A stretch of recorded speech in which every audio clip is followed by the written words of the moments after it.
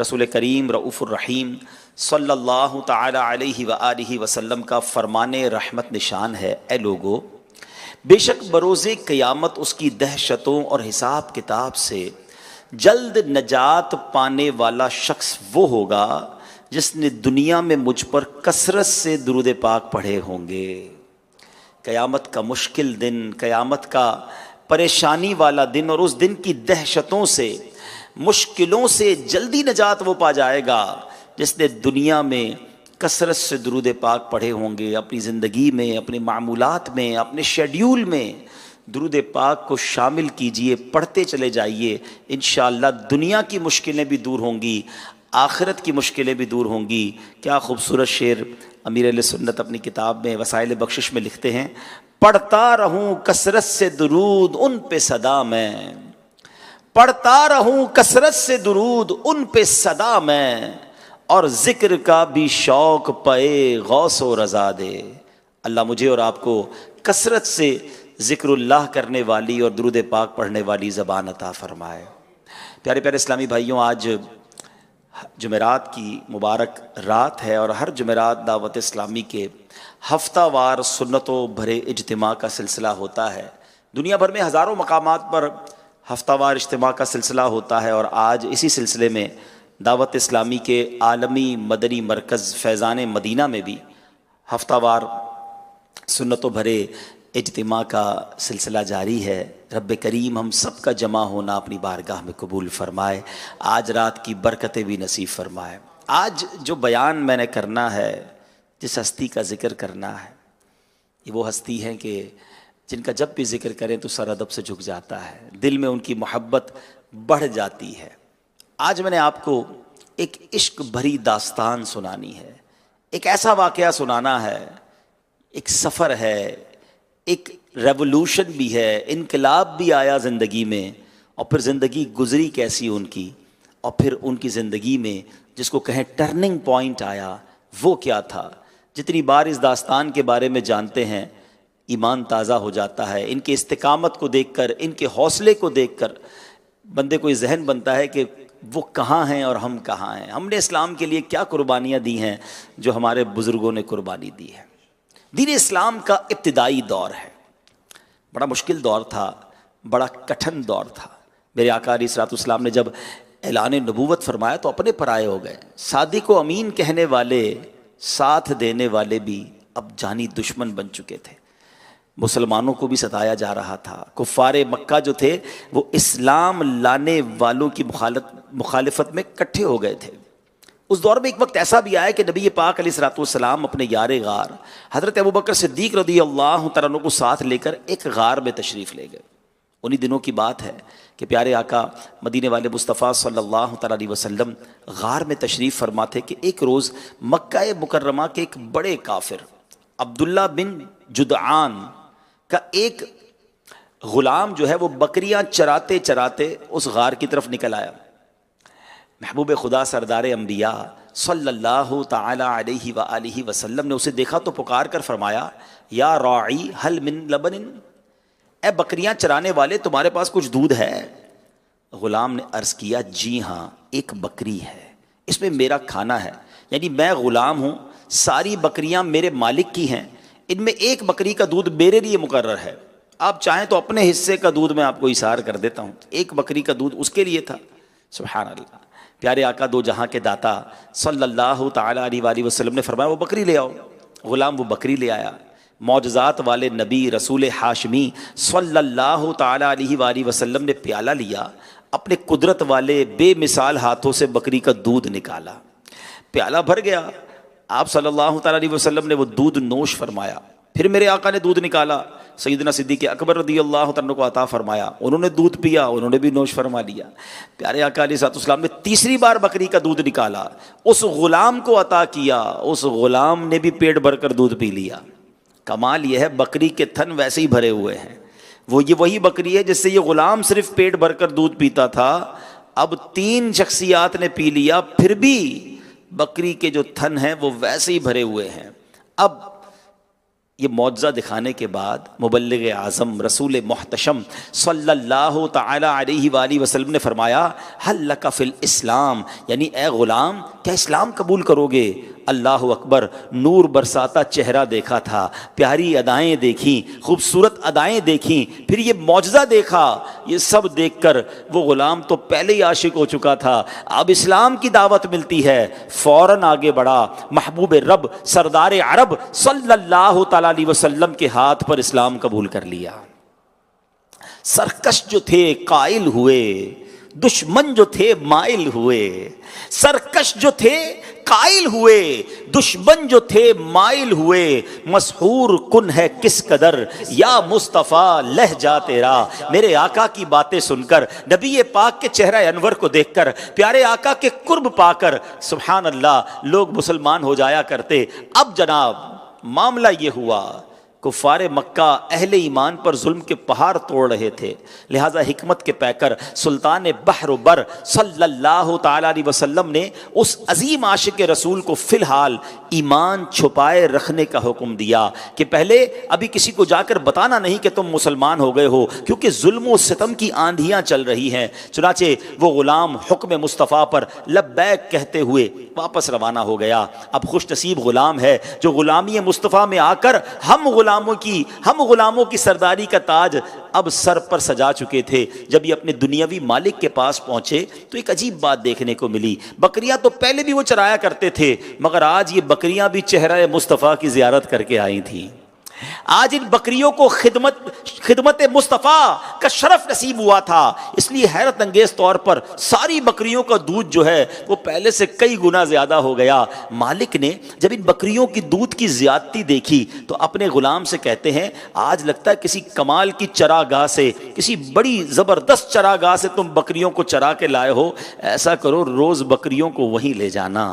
اللہ اکبر، یہ غلام تو پہلے ہی دیدار کے لیے تڑپ رہا تھا، پہلے ہی صحبت کے لیے مچل رہا تھا، اب تو اس کو مالک کی طرف سے بھی حکم مل گیا کہ جناب اب ادھر ہی جانا ہے اور وہیں جا کر بکریاں چرانی ہیں۔ آئے ہائے، ذرا سوچو تو صحیح اس وقت اس عاشق رسول کے دل پر کیا گزری ہوگی، وہ رات کیسے گزری ہوگی، یہ سوچتے سوچتے کہ صبح کب ہوگی، پھر جلوہ جانا دیکھوں گا، پھر نبی پاک کی زیارت کروں گا، پھر ان کی صحبت کی برکتیں لوٹوں گا۔ شاعر کہتے ہیں نا، شب ہجر کی درازی کوئی ان سے جا کے پوچھے، شب ہجر کی درازی کوئی ان سے جا کے پوچھے، تیری راہ تکتے تکتے جن کی صبح ہو گئی ہے۔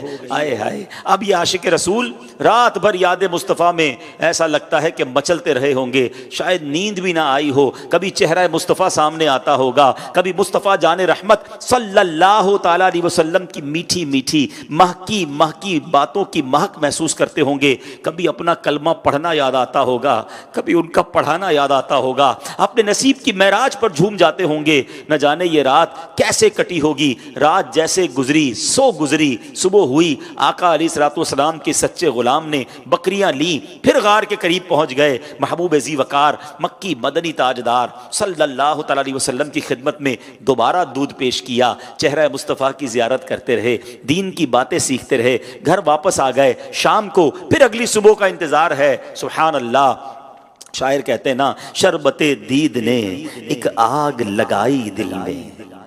سبحان اللہ، میرے آقا کا دیدار کوئی کر لے، خوش نصیب تو آقا کا دیدار کرتے ہیں، آج کوئی مدینے کا بھی دیدار کر لینا تو شربت دید کے بعد آگ بجھتی نہیں اور بڑھ جاتی ہے کہ 100 بار مدینہ دیکھ لے اسے چین نہیں آتا، بلکہ وہ بے قراری اور بڑھ جاتی ہے۔ ارے اس غلام نے تو چہرہ مصطفیٰ دیکھا تھا، مدینے والے آقا کی صحبت اٹھائی تھی، شربت دید نے ایک آگ لگائی دل میں، تپش دل کو بڑھایا ہے بجھانے نہ دیا، اب کہاں جائے گا نقشہ تیرا میرے دل سے طے میں رکھا ہے، اسے دل نے گمانے نہ دیا۔ دوسری رات بھی جیسے کٹی سو کٹی، صبح پھر حاضر ہوئے، 3 دن سرور کائنات صلی اللہ تعالی علیہ وسلم کی صحبتیں اٹھائیں، بکریوں کو لے کر جاتے، آقا کی باتیں سنتے، دودھ پیش کرتے، خدمت مصطفیٰ کرتے اور شام واپس آ جاتے۔ مگر اب عشق کا امتحان شروع ہو گیا۔ یاد رکھیے گا، عشق میں عاشق کی پرکھ کی جاتی ہے، اس عظیم عاشق رسول کا بھی اب امتحان ہونا تھا۔ 3 دن جو آرام سے گزرے تھے نا، محبوب پاک کی حاضری میں بار بار جانا مل رہا تھا، اب چوتھے دن یہ ہجر و فراق میں تبدیل ہو گیا۔ کیسا ہوا؟ ایمان ابھی لائی ہیں، چوتھے دن ہی امتحان شروع۔ اللہ اکبر۔ ہوا یہ کہ مکے کا فرعون جسے کہا جاتا ہے، نبی پاک علیہ الصلوۃ والسلام کے سب سے بڑے دشمن جسے کہا جاتا ہے، ابو جہل، وہ ایک روز عبداللہ بن جدعان جو اس عاشق رسول کا مالک بھی تھا، اس کی گلی سے گزرا، اس نے بکریوں کو دیکھا تو حیران ہو کر کہا کہ یہ بکریاں بڑی صحت مند ہو گئی ہیں۔ 3 دن میں وہ بکریاں نمایاں طور پر صحت مند ہو چکی تھیں۔ تو بتایا گیا کہ پہلے ایسا نہیں تھا، یہ جو بھی ہوا ہے نا 3 دن میں ہوا ہے۔ اب ذرا غور سے سنیے گا ابو جہل کیا کہتا ہے۔ وہ کہتا ہے کہ میں قسم کھا کر کہتا ہوں، تمہارا غلام جو بکریاں چراتا ہے نا، اسے معلوم ہے کہ محمد صلی اللہ تعالی علیہ وسلم کہاں ہیں۔ مطلب یہ تھا کہ اچانک بکریوں کا دودھ بڑھ جانے کی ایک ہی صورت ہے کہ یہ بکریاں جو ہیں محمد مصطفیٰ صلی اللہ تعالی علیہ وسلم کی خدمت میں حاضر ہو چکی ہیں۔ یعنی کافر بھی ہے، دشمن مصطفیٰ بھی ہے، مگر یہ جانتا ہے کہ نبی پاک کے معجزے حق ہیں۔ کفر ایسا دل پر طاری تھا، ایسا اندھیرا طاری تھا کہ پھر بھی کلمہ نہیں پڑھتے تھے، مگر یہ جانتے تھے کہ اگر یہ کمال کا جو تبدیلی آئی ہے، یہ بکریوں نے حاضری دی ہے سرکار دو عالم علیہ الصلوۃ والسلام کی بارگاہ میں، اللہ اکبر، اتنا یقین تھا، مگر اس بدبخت نے پھر بھی کلمہ نہیں پڑھا۔ اب کیا ہوا؟ عبداللہ بن جدعان بھی کافر، ابو جہل کی باتوں میں آ کر اس نے اپنے عاشق رسول غلام کو اب غار کے قریب جانے سے منع کر دیا۔ غلام تھا، کیا کرتا، دل تو نہیں چاہ رہا تھا، وہ جدائی کسے برداشت ہوتی، مگر آقا کی بات ماننی پڑی۔ اب کیا ہوا؟ تڑپتا رہا غلام آقا کی یاد میں۔ اب کچھ دنوں کے بعد ایک اور امتحان اس پر کیا آیا، اس غلام پر، کہ یہ کعبہ مشرفہ کے قریب گئے، وہاں بت رکھے ہوتے تھے نا، جھوٹے خدا۔ اب یہ گیا تو انہوں نے دیکھا کہ کوئی اور نہیں ہے وہاں پر، کفار وغیرہ نہیں ہیں، تو اس غلام نے ان جھوٹے خداؤں پر تھوکا اور کہا کہ بڑا نامراد ہے وہ شخص جو تمہاری پوجا کرتا ہے، تمہاری عبادت کرتا ہے۔ مگر یہ منظر کفار نے دیکھ لیا، کیونکہ انہوں نے ابھی تک اپنا ایمان تو ظاہر نہیں کیا تھا، چھپا کے رکھا تھا۔ اب ان بدبختوں نے عبداللہ بن جدعان جو آپ کا آقا ہے اس کو آ کر بتا دیا کہ اس نے تو ہمارے خداؤں کے ساتھ یہ کیا ہے۔ اللہ اکبر۔ اب اس آقا نے کیا کیا کہ مکہ پاک کے 2 بڑے ظالم اور بدبخت کافر جو تھے، ابو جہل اور امیہ بن خلف، ان کے ہاتھ میں یہ غلام دے دیا اور کہا اب یہ تمہارا غلام ہے، تمہیں جو کرنا ہے اس کے ساتھ کرو، جو سزا دینی ہے اسے سزا دے دو۔ ایمان لائے ہوئے چند دن ہوئے ہیں، اور اب ذرا سنیے گا میرے پیارے اسلامی بھائیوں، اے وہ لوگوں جو مسلمان گھروں میں پیدا ہوئے ہو، کتنے خوش نصیب ہیں ہم کہ ہم پیدا ہوئے تو ہمارے کانوں نے اذان سنی، ہمارا مسلمانی نام رکھا گیا، ہمارے ماں باپ مسلمان، ہمیں سجدہ کرنے سے کوئی نہیں روکتا، ہمیں نماز پڑھنے سے کوئی نہیں روکتا، اللہ کا نام لینے سے ہمیں کوئی نہیں روکتا۔ کتنی بڑی نعمت ہے ہمارا وطن بھی، اور اس کے بعد ہمارا یہ انوائرمنٹ کہ ہمیں ایمان والا گھرانہ ملا۔ سنو ہمارے اسلاف نے کیسی قربانیاں دیں، اللہ کا نام لینے پر کیسی سزائیں انہیں دی گئیں۔ اب کیا ہوا؟ ظلم اور ستم کی داستان سنیے۔ ابو جہل اور امیہ بن خلف یہ بڑے ظالم و جابر تھے، انہوں نے اس عظیم عاشق رسول کا ہاتھ پکڑا، مکہ پاک کے صحرا میں لے گئے، اس عاشق رسول کو اسلام قبول کرنے کے مقدس جرم میں تپتی ہوئی ریت پر لٹا دیا۔ جو مکہ پاک اور مدینہ طیبہ گئے ہیں وہ یہ بات جانتے ہیں کہ وہاں کی گرمی کا عالم کیا ہوتا ہے، وہاں تھوڑی دیر ہم ننگے پیر نہیں رہ سکتے، مگر تپتی ریت پر اس عاشق رسول کو مکے کی گرمی میں لٹا دیا گیا، سینے پر پتھر رکھ دیا گیا اور کہا گیا اکفر بمحمد صلی اللہ تعالی علیہ وسلم، یعنی محمد صلی اللہ تعالی علیہ وسلم کی رسالت کا انکار کر دو۔ یہ شہادت گہے الفت میں قدم رکھنا ہے، یہ شہادت گہے الفت میں قدم رکھنا ہے۔ لوگ آسان سمجھتے ہیں مسلمان ہونا، ایک طرف کفر ہے، ظلم ہے، ستم ہے، دوسری طرف عشق رسول ہے۔ ابو جہل اور امیہ بن خلف بڑے سخت ظالم اور کافر تھے، تو سامنے بھی عاشق رسول استقامت کا پہاڑ تھا، وہ سمجھے تھے کہ اس پر ظلم کریں گے تو یہ اپنے اپنے ایمان سے ہٹ جائے گا، مگر شاید وہ یہ جانتا نہ تھے، وہ جانتے نہیں تھے کہ غلامان محمد جان دینے سے نہیں ڈرتے، یہ سر کٹ جائے یا رہ جائے پرواہ نہیں کرتے۔ وہ عظیم عاشق رسول ایک لمحے کے لیے بھی ایمان سے پیچھے نہ ہٹے، ان کی زبان پر ایک ہی کلمہ تھا، ربی اللہ، اللہ احد، اللہ احد، میرا رب اللہ ہے، اللہ ایک ہے، اللہ ایک ہے۔ ابو جہل اور امیہ بن خلف نے اب طرح طرح کے ٹارچر، طرح طرح کے ظلم آزمانے شروع کیے، انہیں تپتی ہوئی ریت پر لٹا کر اوپر پتھر رکھے، یہ عاشق رسول ٹس سے مس نہ ہوئے۔ ابو جہل اور امیہ بن خلف نے لوہے کا لباس پہنایا اور چلچلاتی دھوپ میں انہیں ڈال دیتے۔ ذرا سوچو، لوہا جلدی گرم ہوتا ہے، جسم پر جب لوہا ہوتا ہوگا گرمی کا عالم کیا ہوتا ہوگا، اس کی تپش مبارک سے ان کا جسم مبارک جھلس جاتا، چربی پگھلنے لگتی، مگر قربان جائیے اس عظیم عاشق رسول کی زبان پر صرف ایک ہی بات تھی، ربی اللہ، اللہ احد، اللہ احد، میرا رب اللہ ہے، اللہ ایک ہے، اللہ ایک ہے۔ کافر ان کے گلے میں رسی ڈال کر اوباش لڑکوں کے ہاتھ میں دے دیتے، وہ اس عظیم عاشق رسول کو معاذ اللہ مکہ مکرمہ کے گلی کوچوں میں گھسیٹتے پھرتے، پھر بھی ان کی زبان پر ایک ہی جملہ ہوتا، اللہ احد، اللہ احد، اللہ ایک ہے، اللہ ایک ہے۔ میرے پیارے اسلامی بھائیوں، یہ تکلیفوں کا حال سن لینا، پڑھ لینا بہت آسان ہے، میں بھی چند منٹ میں بیان کر کے آگے نکل گیا، مگر ذرا غور تو کیجئے یہ تکلیفیں برداشت کیسے ہوئی ہوں گی۔ ہم آرام میں ہیں، ہمیں کوئی ستاتا نہیں ہے، کھانا ملتا ہے، پانی ملتا ہے، بجلی لگی ہے، پنکھے ایئر کنڈیشن چلتے ہیں، کماتے ہیں، کھاتے ہیں، پیتے ہیں، آرام سے رہتے ہیں، اس کے باوجود ہمارے زبان پر ذکر اللہ نہیں آتا۔ اگر تسبیح ہاتھ میں پکڑ بھی لیں تھوڑی دیر میں تھک جاتے ہیں۔ فرض نمازوں میں کوتاہیاں ہیں، لاکھوں کروڑوں مسلمان تو وہ ہیں جو نماز ہی نہیں پڑھتے، اور جو نماز پڑھ بھی لے تو اللہ کا ذکر کرنے کا اس کے بعد ٹائم نہیں ملتا۔ ذکر کیسا ہوگا یہ کہ جب سینے پر پتھر ہوگا اور زبان پر ربی اللہ کا ذکر ہوگا، جب مکے کی گلیوں میں کھینچا جاتا ہوگا اور ان گلیوں کو یہ عاشق رسول اللہ کے ذکر کا گواہ کرتا ہوگا۔ اور آج ہم پنکھوں میں بیٹھ کر اپنے رب کو یاد نہیں کرتے، آج سکون والی جگہوں پر اپنے رب کا ذکر نہیں کرتے، یہ زبان بہت ساری گفتگو کرتی ہے مگر اللہ کا نام نہیں لیتی ہے۔ ایسا نہ کرو میرے پیارے اسلامی بھائیوں۔ آئیے اب سنیے، اب پیارے آقا مدینے والے مصطفیٰ صلی اللہ تعالیٰ علیہ وسلم نے جب اس عاشق رسول کو دیکھا ہوگا، دل مبارک پر کیسا غم طاری ہوا ہوگا۔ اللہ اللہ، یہ تو وہ آقا ہیں کہ اپنے امتیوں کو معمولی تکلیف میں دیکھنا بھی گوارا نہیں کرتے۔ اللہ کریم نے قرآن مجید میں ارشاد فرمایا، نبی پاک کا یہ وصف بیان فرمایا، عزیز عزیز علیہ ما عنتم، یعنی ترجمہ، وہ نبی جن پر تمہارا مشقت میں پڑنا بہت بھاری گزرتا ہے۔ میرے آقا تو امت سے پیار فرمانے والے ہیں۔ جب نبی پاک علیہ الصلوۃ والسلام نے اس عاشق رسول کو دیکھا ہوگا، قلب اقدس پر کیسا غم طاری ہوا ہوگا، مبارک آنکھوں سے آنسو بھی جاری ہو گئے ہوں گے۔ لیکن اب امتحان کا وقت ہے اور امتحان میں صبر ہی کیا جاتا ہے۔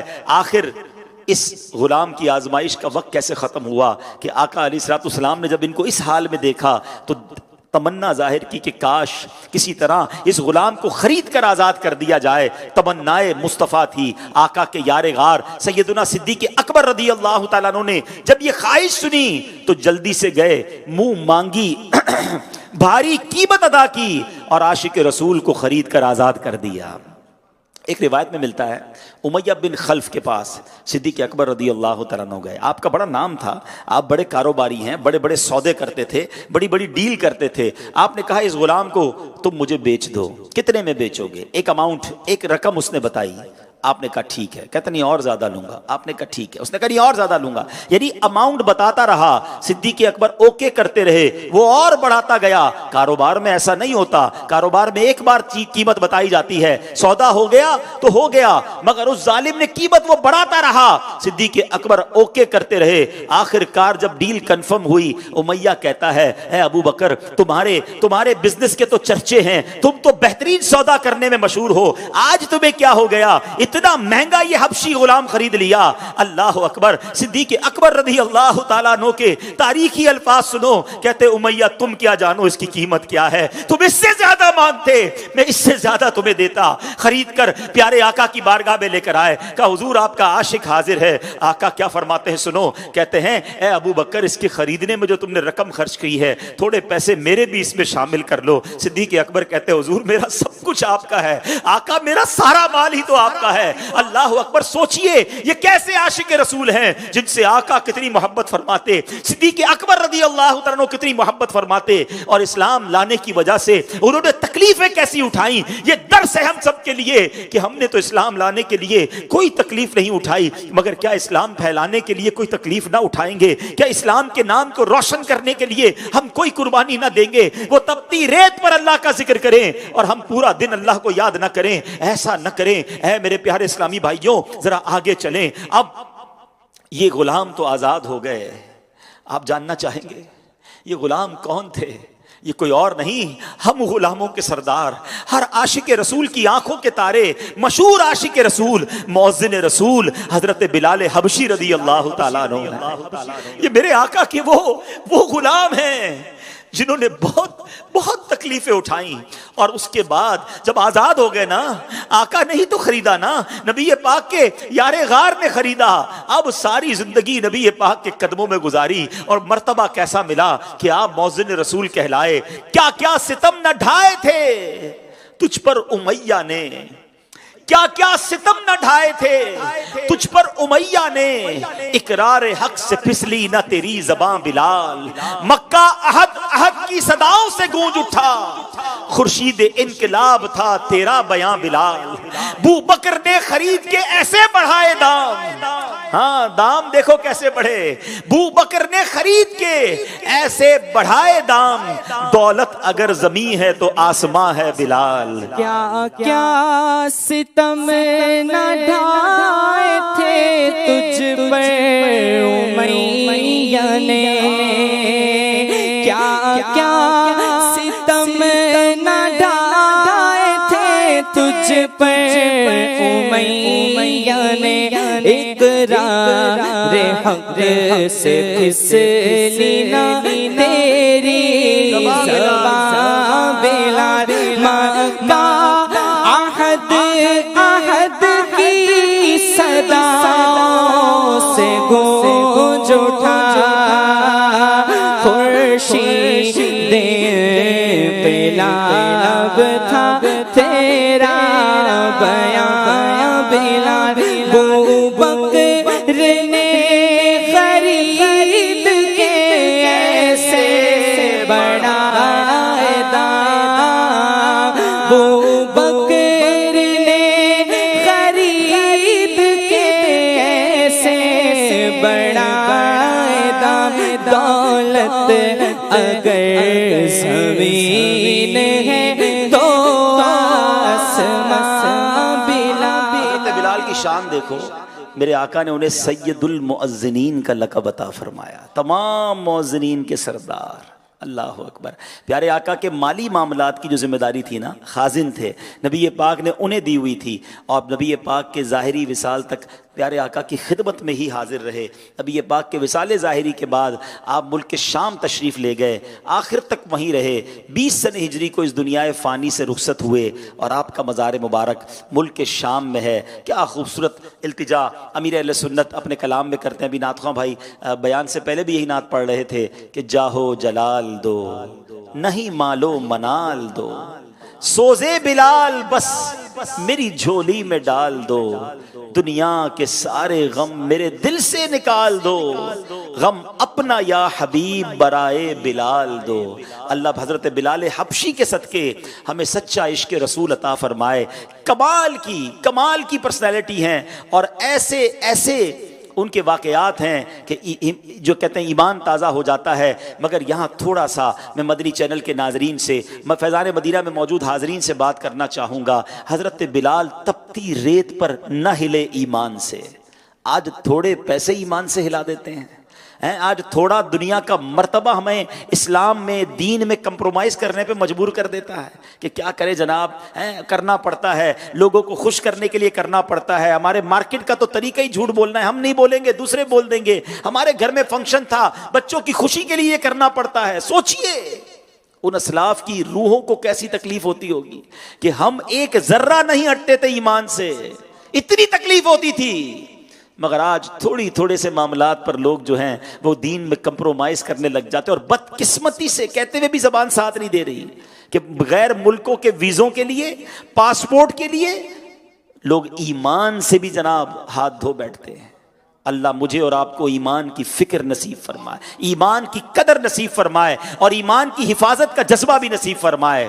اب سبحان اللہ، حضرت بلال حبشی کی شان دیکھو کہ ان کی شان قرآن مجید میں بھی بیان ہوئی ہے.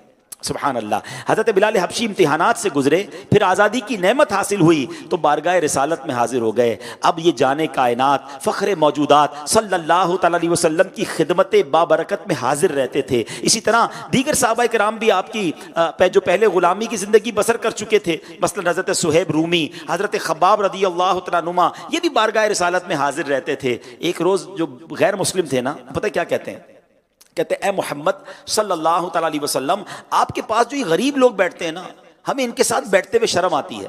اگر آپ انہیں اپنے پاس سے ذرا ہٹا دیں تو ہم آپ پر ایمان لے آئیں گے اور آپ کی خدمت میں حاضر رہا کریں گے. شرط کیا تھی؟ ہم پیسے والے، ہم خاندان والے، ہمارا نام، آپ کے آس پاس تو غلام غریب بیٹھتے ہیں، آپ انہیں ہٹا دیں پھر ہم آپ کے پاس آ جائیں گے، ہمیں شرم آتی ہے ان کے ساتھ بیٹھنے کے لیے. اس پر حضرت بلال اور آپ جیسے دیگر صحابہ کرام کی شان میں قرآن کی آیت نازل ہوئی. اللہ کریم نے کیا فرمایا؟ اللہ فرماتا ہے بسم اللہ الرحمن الرحیم وَلَا تَطْرُدِ الَّذِينَ يَدْعُونَ رَبَّهُمْ بِالْغَدَاةِ وَالْعَشِيِّ يُرِيدُونَ وَجْهَهُ. ترجمہ، اور ان لوگوں کو دور نہ کرو جو صبح و شام اپنے رب کو اس کی رضا چاہتے ہوئے پکارتے ہیں. اس آیت کریمہ میں اللہ پاک نے اپنے حبیب علیہ الصلوۃ والسلام کو حکم دیا، آپ ان صحابہ کو ہرگز اپنے آپ سے دور نہ فرمائیے گا. یہ تو وہ نیک اور پارسا لوگ ہیں جو صبح و شام اللہ کی عبادت کرتے ہیں، اور عبادت بھی کیسی؟ دکھاوے والی نہیں، ریاکاری والی نہیں، دنیاوی لالچ والی عبادت نہیں، بلکہ یہ عبادت کرتے ہیں اور یریدون وجہا، اپنی اس عبادت سے صرف اللہ پاک کی رضا چاہتے ہیں. اللہ اکبر. ان صحابہ کرام کی شان میں اللہ پاک مزید ارشاد فرماتا ہے بسم اللہ الرحمن الرحیم وَإِذَا جَاءَكَ الَّذِينَ يُؤْمِنُونَ بِآيَاتِنَا فَقُلْ سَلَامٌ عَلَيْكُمْ كَتَبَ رَبُّكُمْ عَلَى نَفْسِهِ الرَّحْمَةِ. ترجمہ، اور جب آپ کی بارگاہ میں وہ لوگ حاضر ہوں جو ہماری آیتوں پر ایمان لاتے ہیں تو ان سے فرماؤ تم پر سلام، تمہارے رب نے اپنے ذمہ کرم پر رحمت لازم کر لی ہے. ہائے ہائے، یہ کیسے لوگ ہیں؟ یعنی قرآن فرما رہا ہے اے محبوب، یہ پاک لوگ جو ہماری آیات پر ایمان لائے ہیں، جب یہ آپ کی خدمت میں حاضر ہوں تو آپ ان کی عزت افزائی کیجئے، ان کے ساتھ سلام میں پہل کیجئے، اور انہیں یہ خوشخبری سنا دیجئے کہ اللہ پاک نے فضل کرتے ہوئے اپنے ذمہ کرم پر رحمت لازم کر لی ہے. حضرت خباب رضی اللہ تعالیٰ عنہ فرماتے ہیں، اب دیکھو میرے آقا کی شفقت کا انداز. کہتے ہیں جب یہ آیتیں نازل ہوئیں تو پیارے آقا مکی مدنی مصطفیٰ صلی اللہ تعالیٰ علیہ وسلم نے ہمیں بلایا، ہم حاضر ہوئے. آپ علیہ الصلوۃ والسلام یہی آیت تلاوت فرما رہے تھے. اس دن سے نبی پاک ہمیں اتنا قریب بٹھاتے تھے کہ ہمارے گھٹنے جانے کائنات صلی اللہ تعالی علیہ وسلم کے گھٹنوں کے ساتھ مل جایا کرتے تھے. اللہ اکبر. میرے آقا کا عمل بھی کیسا تھا، غلاموں پر شفقت بھی کیسی ہے، غریبوں سے پیار بھی کیسا ہے. یہاں بھی ہمیں درس ملتا ہے کہ بعض اوقات مالداروں کو خوش کرنے کے لیے لوگ غریبوں کو دھتکارتے ہیں، ان کو کوئی حیثیت نہیں دیتے. ہمیں نہیں معلوم اللہ کی بارگاہ میں کون کتنا مقبول ہے، اس کا مرتبہ اللہ کی بارگاہ میں کتنا ہے. لوگ کہتے ہیں میرے ساتھ کیسے بیٹھو گے، تمہارا دسترخوان الگ ہے، تمہاری سٹنگ ایریا الگ ہے، میرے ساتھ کوئی غریب نہ بیٹھے، میں بیٹھوں تو کہیں وی آئی پی جگہ پر بیٹھوں. تکبر اور کس کو کہتے ہیں؟ خدارا اپنے دل سے تکبر کو دور کیجئے. ہمیں نہیں معلوم یہ پرانے کپڑوں میں غریب والے لباس میں جو ہمارے ساتھ آیا ہے اس کا درجہ اللہ کی بارگاہ میں کیا ہے. اللہ نہ کرے اگر وہ ناراض ہو گیا تو رب بھی ناراض ہو جائے گا. ہمیں سب کو عزت دینی ہے. مجھے وہ واقعہ یاد آ گیا کہ بنی اسرائیل میں ایک شخص بڑا عبادت گزار تھا، اور وہ اتنا عبادت گزار تھا اور اللہ کی بارگاہ میں اتنا مقبول تھا کہ وہ جدھر جاتا تھا اس کے ساتھ جو ہے بادل سایہ کرتا تھا، بادل اس کے اوپر ہوتا تھا. ایک گناہگار شخص سوچنے لگا کہ میں کتنا گناہگار ہوں اور یہ کتنا نیک ہے، میں بھی اس کے پاس چلا جاتا ہوں، اس پر تو اللہ کی رحمت ہر وقت برستی رہتی ہے، شاید مجھ گناہگار کا بھی کوئی بھلا ہو جائے، مجھ پر بھی کوئی رحمت کی بارش ہو جائے، میرا رب مجھ سے راضی ہو جائے۔ بڑی عاجزی، بڑی انکساری، اور جس کو کہتے ہیں توبہ کی نیت سے وہ بندہ اس نیک بندے کے برابر میں جا کے بیٹھ گیا کہ اب کچھ رحمت مجھ پر بھی برس جائے گی، میں زمانے کا گناہگار، یہ اتنا نیکوکار، ادھر عاجزی ہے، ادھر انکساری ہے۔ اور اس نیکوکار کے دل میں دیکھو اب تکبر نے قبضہ کیا، اتنی نیکیاں تھی پھر بھی شیطان نے کیسا وار کیا۔ وہ کہتا ہے یہ زمانے کا گناہگار میرے ساتھ بیٹھا ہے، میرے ساتھ، یہ کہاں اور میں کہاں۔ اس شخص پر جب تکبر آ گیا، پراؤڈ، وہ کہتا ہے ادھر سے کھڑے ہو جاؤ، تم میرے برابر میں کیسے بیٹھ گئے۔ اب سنیے پیارے اسلامی بھائیوں کیا ہوا۔ وہ گناہگار بندہ جب اٹھ کر آگے گیا نا، شرمندہ تو پہلے ہی تھا، اب اس نے بھی ڈانٹ کر کھڑا کر دیا ہے، ذلیل کیا، کھڑا ہو کر گیا۔ وہ جیسے گیا وہ بادل بھی اس کے ساتھ جانے لگ گیا، اور اس زمانے کے نبی پر یہ وحی کی گئی کہ جا کر اسے بتائیے دونوں کو کہ اب دونوں اپنے اعمال دوبارہ سے شروع کریں۔ گناہگار کے گناہ عاجزی کی وجہ سے معاف کر دیے گئے، اور اس نیکوکار کی نیکیاں تکبر کی وجہ سے برباد ہو گئی۔ ہمیں سوچنا ہے، میرے آقا اپنے غلاموں کو ساتھ بٹھاتے تھے، اپنے گھر سے کھانا بھجواتے تھے، کیسے دیکھیں نا، حضرت خباب کہتے ہیں اتنا قریب بٹھاتے کہ ہمارے گھٹنے آقا علیہ الصلوۃ والسلام کے مبارک گھٹنوں سے ٹچ ہوتے تھے۔ آیت مبارکہ نازل ہو گئی تھی، حالانکہ مالدار اور بڑے بڑے سردار کہہ رہے تھے ان غریبوں کو ہٹا دو ہم بھی آ جائیں گے، مگر نبی پاک کریم کیسے ہیں، کیسے غلاموں کو دور فرما دیں۔ بہت سبق ہے ہمارے لیے اس میں۔ اور آگے چلتے ہیں پیارے اور میٹھے اسلامی بھائیوں۔ اب آقا علیہ الصلوۃ والسلام جب معراج کی رات، معراج کی احادیث ہے نا، نبی پاک معراج کے دولہا صلی اللہ علیہ وسلم نے فرمایا حدیث معراج میں کہ معراج کی رات جب میں جنت میں داخل ہوا تو میں نے اپنے آگے آگے ایک آواز سنی، بتایا گیا یہ بلال ہیں۔ سبحان اللہ، شان تو دیکھو حضرت بلال کی کہ ابھی آپ نے ایمان قبول کیا، تکلیفیں اٹھائیں، ظلم و ستم کے پہاڑ توڑے گئے، ثابت قدم رہے، دین اسلام سے منہ نہیں موڑا۔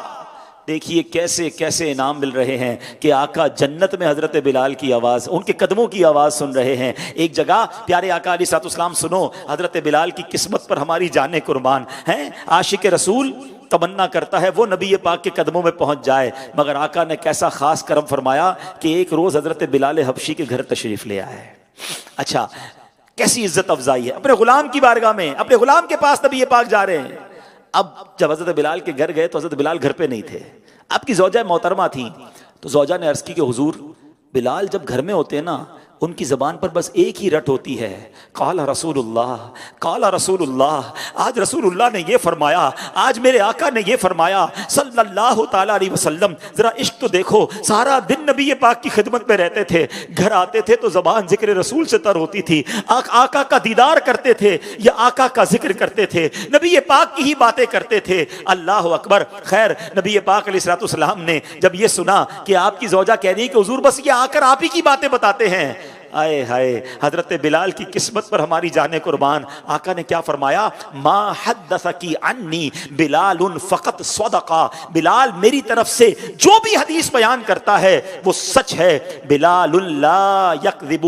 آقا فرماتے ہیں بلال جو ہے، بلال لا یکذب، بلال جھوٹ نہیں بولتا۔ سبحان اللہ، سبحان اللہ۔ حضرت بلال کی سچائی کی تصدیق جو ہے وہ نبی پاک ارشاد فرما رہے ہیں۔ اور یہاں ہمیں یہ بھی سبق مل رہا ہے کہ عاشق رسول جھوٹ نہیں بولتا، نبی پاک کا غلام جھوٹ نہیں بولتا۔ اب ہم غور کریں ہم کتنا سچ بولتے ہیں اور بات بات پر کتنا جھوٹ بولتے ہیں۔ اے جھوٹ بولنے والوں سنو، یہ نبی پاک کو سخت ناپسند ہے۔ آقا تو سچے آقا ہے نا، سچی بات سکھانے والے آقا ہیں۔ اللہ کرے کہ ہم بھی سچے ہو جائیں۔ بعض جو ہے وہ نادان کیا کہتے ہیں کہ میاں سچ کا زمانہ نہیں ہے، جھوٹ کے بغیر تو کام ہی نہیں چلتا۔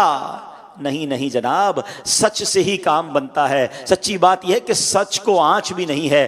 یہی بات حضرت بلال کے ایک اور واقعے سے سنتے ہیں کہ سچ کیسا کام آتا ہے۔ حضرت بلال حبشی رضی اللہ تعالیٰ کے ایک بھائی تھے، بعض کتابوں میں ان کا نام خالد لکھا ہے، ان کا نکاح کرنا تھا۔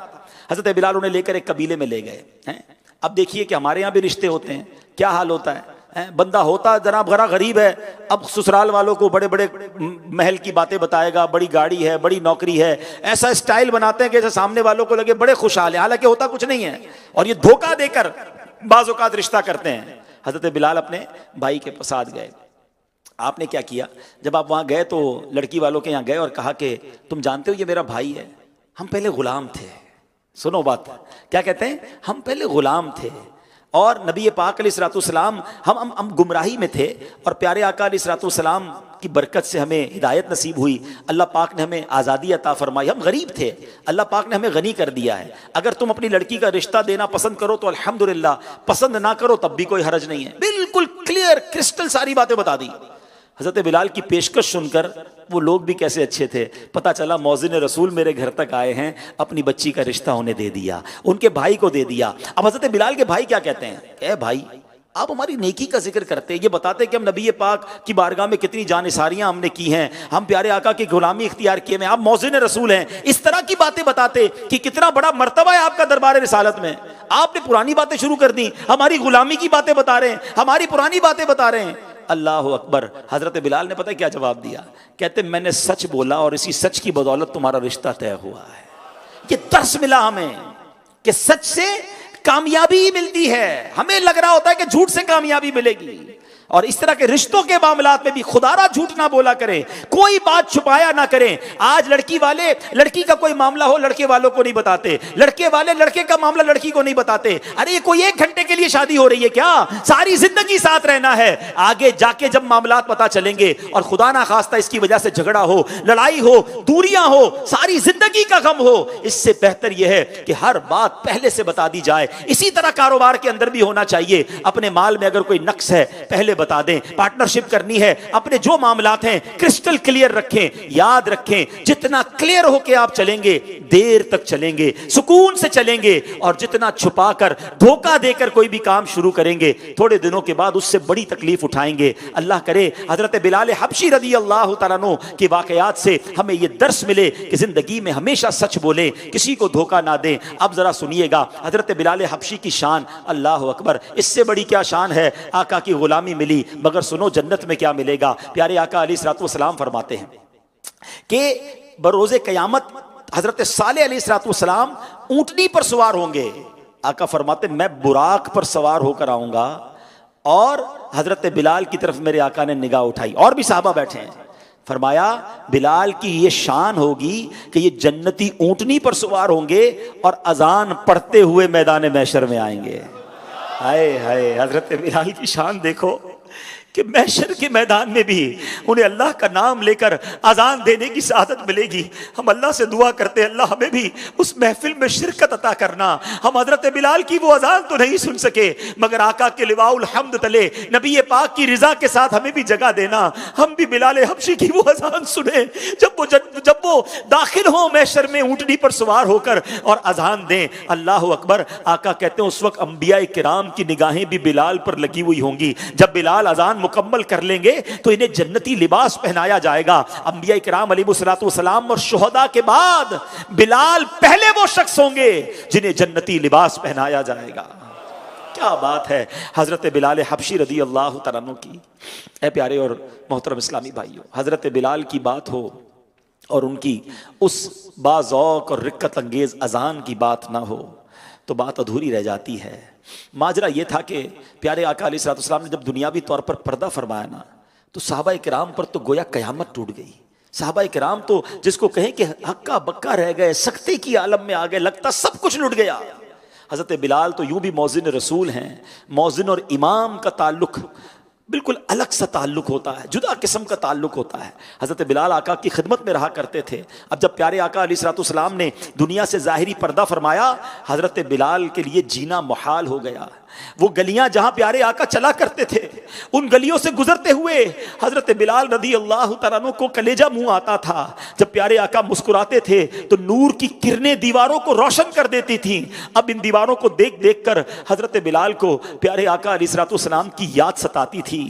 اب مدینہ پاک کی ان گلیوں میں زندگی گزارنا دشوار تھا. ذرا دیکھو تو صحیح عشق کا لیول کیسا ہے. ہمارا مدینے سے دور جینا مشکل ہوتا ہے, ہم تڑپتے ہیں مدینے چلے جائیں, مگر ان کا لیول یہ تھا کہ انہیں مدینے میں قدم قدم پر پیارے آقا کی یاد ستاتی تھی, وہ جی نہیں پا رہے تھے, وہ مدینہ چھوڑ کر ملک کے شام چلے گئے. اب ذرا سوچئے پیارے اسلامی بھائیوں, ایک رات جب حضرت بلال آرام فرما رہے تھے تو اب نبی پاک علیہ الصلوۃ والسلام خواب میں تشریف لائے. قسمت جاگ اٹھی. آقا مدینہ علیہ الصلوۃ والسلام نے فرمایا ما هذه الجفوۃ یا بلال, اے بلال یہ کیا بے وفائی ہے, تم نے ہماری زیارت کے لیے آنا ہی چھوڑ دیا ہے. اللہ اللہ, پیارے آقا مدینی مصطفیٰ صلی اللہ تعالی علیہ وسلم کا فرمان سنا. حضرت بلال رضی اللہ تعالیٰ کی آنکھ کھلی, سواری تیار کی, سفر مدینہ کے لیے روانہ ہو گئے. اللہ اکبر, ایک عاشق رسول مدینے کے سفر پر ہے, مکی مدنی مصطفیٰ صلی اللہ تعالی علیہ وسلم نے خود بلایا ہے. ذرا سوچو حضرت بلال کی کیفیت کیا ہوگی, یہ تو ہم معلوم نہیں کیا جا سکتا. البتہ دل ہی دل میں حضرت بلال کی اس وقت کی کیفیت کا تصور باندھنے کی کوشش کیجئے. حضرت بلال کیا سوچتے ہوں گے, ہاں جلد ہی میں مدینہ پاک کی گلیوں میں پہنچ جاؤں گا, جلد ہی مسجد نبوی شریف نظر آئے گی, مدینہ پاک کے خوبصورت در و دیوار ہوں گے, غریبوں کو پالنے والے آقا, دو جہاں کے داتا صلی اللہ تعالی علیہ وسلم نے خود بلایا ہے, جلوہ بھی تو دکھائیں گے, دیدار کے جام بھی تو پلائیں گے. ہے آرزو یہ دل کی میں بھی مدینے جاؤں, سلطان دو جہاں کو سب حال دل دکھاؤں, کاٹوں ہزار چکر طیبہ کی ہر گلی کے, یوں ہی گزار دوں میں ایام زندگی کے, پھولوں پہ جان نثاروں, کانٹوں پہ دل کو واروں, ذروں کو دوں سلامی, در کی کروں غلامی, دیوار زر کو چوموں, قدموں پہ سر کو رکھ دوں, محبوب سے لپٹ کر روتا رہوں برابر. اللہ اللہ, سفر کرتے کرتے حضرت بلال رضی اللہ تعالیٰ کو مدینہ منورہ کے در و دیوار نظر آئے ہوں گے. آپ بھی آنکھیں بند کر لیں, تصور میں یہ ذہن بنائیں, حضرت بلال کے پیچھے پیچھے ہم بھی آقا کے مدینے جا رہے ہیں, تڑپ رہے ہیں جانے کے لیے. کیا معلوم آج ذکر مدینہ کی برکت سے, حضرت بلال کے ذکر خیر کی برکت سے ہم غلاموں کا بھی بلاوا آ جائے. یہ وہ لمحہ ہے جب پیارے آقا علیہ الصلوۃ والسلام مدینہ قریب آتا اپنی سواری کو تیز کر دیا کرتے تھے. اس وقت حضرت بلال کی کیا کیفیت ہوگی. مدینہ منورہ پر برستا ہوا نور, وہاں کے روشن در و دیوار دیکھ کر حضرت بلال رضی اللہ تعالیٰ عنہ بےتاب ہو گئے ہوں گے. دل میں محبوب علیہ الصلوۃ والسلام کے دیدار کی تڑپ مزید بڑھ گئی ہوگی, دل مچل گیا ہوگا, دھڑکن تیز ہو گئی ہوگی. اللہ اکبر, حضرت بلال مدینہ پاک پہنچے, مگر حضور جان کائنات صلی اللہ تعالی علیہ وسلم مسجد میں نہیں ہیں, ازواج پاک کے حجروں میں بھی نہیں ہیں. غلام کو ملک شام سے بلایا اور خود پردے میں تشریف فرما ہے.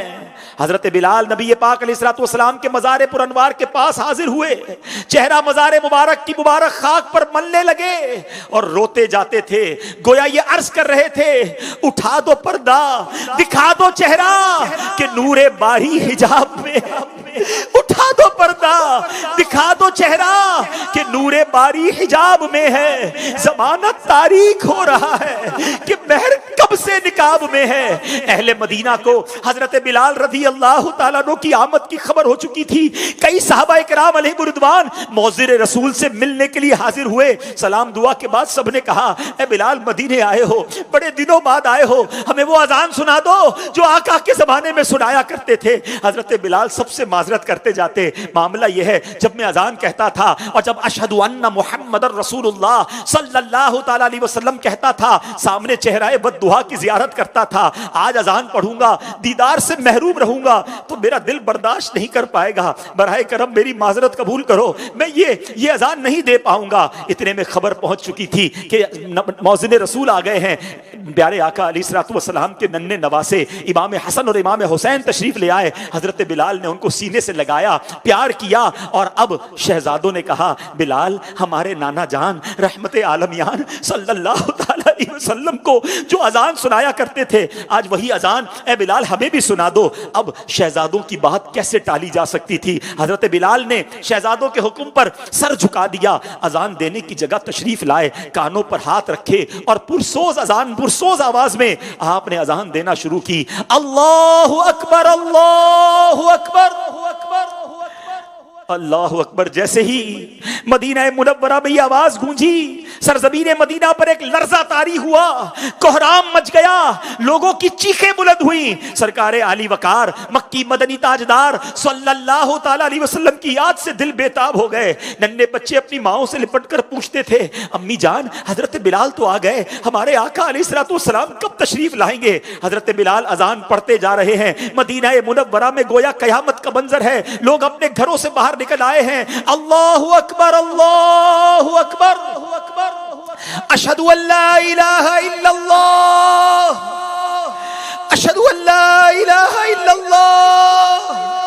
आंखों से आंसू बह रहे हैं, लोग मस्जिद नबवी की तरफ दौड़ते हुए जा रहे हैं कि वो मंजर शायद फिर देखने को मिल जाए। बिलाल हबशी अब पढ़ेंगे, हजरत प्यारे आका की बारगाह की तरफ इशारा करके अशहदु अन्ना मुहम्मदर रसूलुल्लाह। क्या मालूम आका भी अपना जलवा दिखा दें। हर आंख बेकरार है, हर दिल बेकरार है। जब हजरत बिलाल मौज़िन रसूल ने पढ़ा अशहदु अन्ना मुहम्मदर रसूलुल्लाह, निगाह उठी, मिंबरे नूर पर पढ़ी। मिंबर खाली था। हजरत बिलाल रदी अल्लाह ताला अन्हु याद मुस्तफा से तड़प गए, दिल बेकाबू हो गया और शिद्दत गम से गश खाकर जमीन पर तशरीफ ले आए। ए आशिकाने रसूल, ये इश्क रसूल की कैफियत हैं। अल्लाह पाक हमें भी सोज़े बिलाल रदी अल्लाह ताला अन्हु से हिस्सा नसीब फरमाए। आप भी अपने दिल को, अपने दिल में इश्क रसूल को बढ़ाइए, इसकी शमा को मजीद रोशन कीजिए। खुदा की कसम वो आंख बेकार है जो दीदार रसूल को ना तड़पती हो, वो दिल बेकरार है जो आका की याद में ना मचलता हो, जिसकी कैफियत ये ना हो, ऐ मौला जिस दर का बनाया है गदा मुझको इलाही, जिस दर का बनाया है गदा मुझको इलाही, उस दर पे कभी काश ये मंगता नजर आए। ऐ काश कभी ऐसा भी हो ख्वाब में मेरे, मैं भी तो गुलाम हूं ना। ठीक है बुरा हूं, ठीक है गुनाहगार हूं, 1450 साल हो गए, बहुत बाद में दुनिया में आया हूं, मगर मैं भी तो अपने आका का गुलाम हूं। मैंने भी तो उनका कलमा पढ़ा है। मौला मैं भी उनका दीदार करना चाहता हूं, मैं भी उनकी बरकतें लूटना चाहता हूं। अल्लाह हजरत बिलाल का वास्ता पेश करते, जुमेरात की रात है, तेरे घर में बैठे, ऐ काश कभी ऐसा भी हो ख्वाब में मेरे हो जिसकी गुलामी में वो आका नजर आए, मैं भी अपने आका का दीदार करूं, जिनका कलमा पड़ा है, जिन पर दुरूद भेजता हूं। खुदारा ऐ मेरे मीठे इस्लामी भाइयों, इश्क रसूल के बगैर जिंदगी अधूरी है। ये जिंदगी का असल लुत्फी मेरे आका की याद में है। सैयदी आला हज़रत कहते हैं ना, जान है इश्क मुस्तफा रोज फुजू करे खुदा, जिसको हो दर्द का मजा नाज़े दवा उठाए। क्यों? ये दर्द बड़ा प्यारा है, ये दर्द कभी खत्म ना हो। अल्लाह करे ये दर्द बढ़ता रहे, ये बेकरारी बढ़ती रहे, ये अश्कबारी बढ़ती रहे। क्या खूबसूरत बात लिखते हैं शायर, मेरे दिल को दर्द उल्फत वो सुकून दे इलाही, मेरी बेकरारियों को न कभी करार आए। अल्लाह मेरी बेकरारियां बढ़ती रहे, क्योंकि ये बेकरारियां बढ़ती रही, ये अश्कबारियां बढ़ती रही, ये यादें रसूल में जिंदगी गुजरती रही, तो जरूर नबी पाक करम फरमाएंगे, हम पर भी निगाहे रहमत फरमाएंगे और हमें भी अपना जलवा दिखाएंगे। और इंशाअल्लाह क़यामत के दिन जब नबी पाक की बारगाह में हाजिर होंगे तो आका अपने दामन में छुपाएंगे। इश्क रसूल वाली जिंदगी गुजारें, याद रसूल वाली जिंदगी गुजारें। ये दुनिया की रंगीनियों वाली, ये दुनिया के अयाशियों वाली, दुनिया के गनाहों वाली जिंदगी से खुदारा अपनी जान छुड़ाइए। अल्लाह की कसम ये दावत इस्लामी का माहौल बड़ा कमाल का माहौल है, जो हमें पकड़कर दुनिया की रंगीनियों से निकालकर, दुनिया की बेहयाइयों से निकालकर हमें इश्क रसूल में जिंदगी गुजारने का सलीका बताता है। कुछ लोग दुनिया के गमों में रोते हैं, खुश नसीब वो हैं जो याद मदीना में रोते हैं, इश्क रसूल में रोते हैं, खौफ खुदा में रोते हैं। अल्लाह हमारी आंखों को इश्क रसूल में, खौफ खुदा में रोने वाली बना दे और हमें दुनिया के गमों से